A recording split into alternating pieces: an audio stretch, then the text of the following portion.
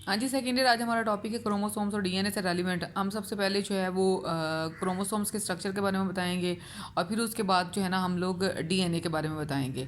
अब जो क्रोमोसोम्स हैं वो एक्चुअली जो है वो डीएनए और हिस्टोन प्रोटीन से मिलकर बना हुआ होता है। क्रोमोसोम की जो लोकेशन है वो हमारे न्यूक्लियस के अंदर प्रेजेंट होती हैं, लेकिन जब सेल डिवाइड नहीं कर रहा होता तो उस टाइम क्रोमोसोम्स जो है वो क्रोमैटिन मटेरियल की फॉर्म में होते हैं।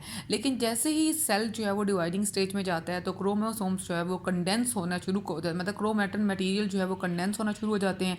वो कंडेंस होते हैं तो वो क्रोमोसोम्स की फॉर्म में चले जाते हैं। और जब वो क्रोमोसोम्स की फॉर्म में जाते हैं तो इसकी जो कहें कि जो डिवाइडिंग सेल्स हैं, डिवाइडिंग सेल्स के अंदर ही इनकी पोजीशन जो है वो डिटरमिन की जाती है। अब इसके बाद हम लोगों ने ये देखना है कि एक एम्ब्रियोलॉजिस्ट था जिसका नाम वाल्डर फ्लेमिंग था। उसने 1882 में सबसे पहली दफ़ा जो है वो क्रोमोसोम्स को डिटरमिन किया। डिटरमिन में कहाँ किया? डिवाइडिंग सेल में उसने देखा स्लेमेंडर की लार्वी के अंदर। स्लेमेंडर की लार्वी के अंदर जब सेल डिवाइड कर रहे थे ना तो उस टाइम उसने उसकी जो लोकेशन थी ना वो देखी कि उसमें एक जो है वो कंडेंस फॉर्म में या एक थ्रेड लाइक स्ट्रक्चर जो है वो प्रेजेंट है, जिसने उसका नाम उसको क्रोमोसोम का दिया। हमारी बॉडी के अंदर या जितने भी यहाँ इस यूनिवर्स में स्पीशीज़ हैं, हर स्पीशीज़ के अंदर नंबर ऑफ़ क्रोमोसोम्स जो है वो बड़ा स्पेसिफिक होता है।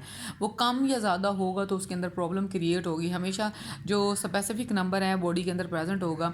और इसकी इसकी ख़ास अरेंजमेंट होती है क्रोमोसोम्स की। क्रोमोसोम्स अपने आप को एक अरे में जो है वो अरेंज कर लेते हैं, उसको हम कैरियोटाइप कह रहे होते हैं। और कैरियोटाइप के साथ साथ हम लोग ये देखते हैं कि क्रोमोसोम्स जो है ना 4 डिफरेंट टाइप्स ऑफ क्रोमोसोम्स जो हमारी बॉडी के अंदर प्रेजेंट होते हैं। और इनकी ये जो डिवीजन है वो डिपेंड करती है on the position of centromere. अगर सेंट्रोमेयर उनकी टॉप पे प्रेजेंट होगा तो हम उसे टीलोसेंट्रिक कहेंगे। और अगर जो है वो मिड आर्म्स पे प्रेजेंट होगा तो हम उसे सब मेटासेंट्रिक कह देते हैं। और अगर वो दोनों आर्म्स जो हैं वो इक्वल हैं तो उसे हम मेटासेंट्रिक कह रहे हैं।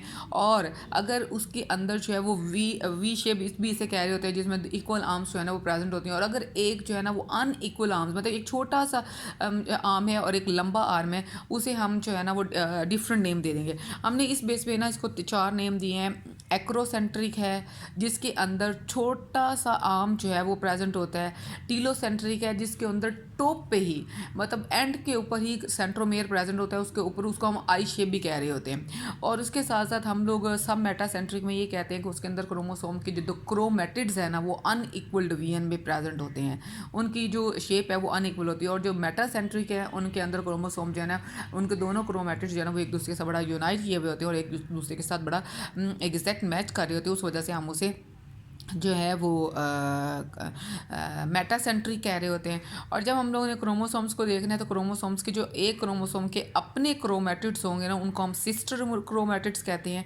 और अगर दो क्रोमोसोम तो एक साइड पे प्रेजेंट है तो उनकी एक क्रोमेटिड दूसरे क्रोमेटिड के साथ जब एक्सचेंज करते हैं तो उसे हम नॉन सिस्टर क्रोमेटिड्स कह देते हैं।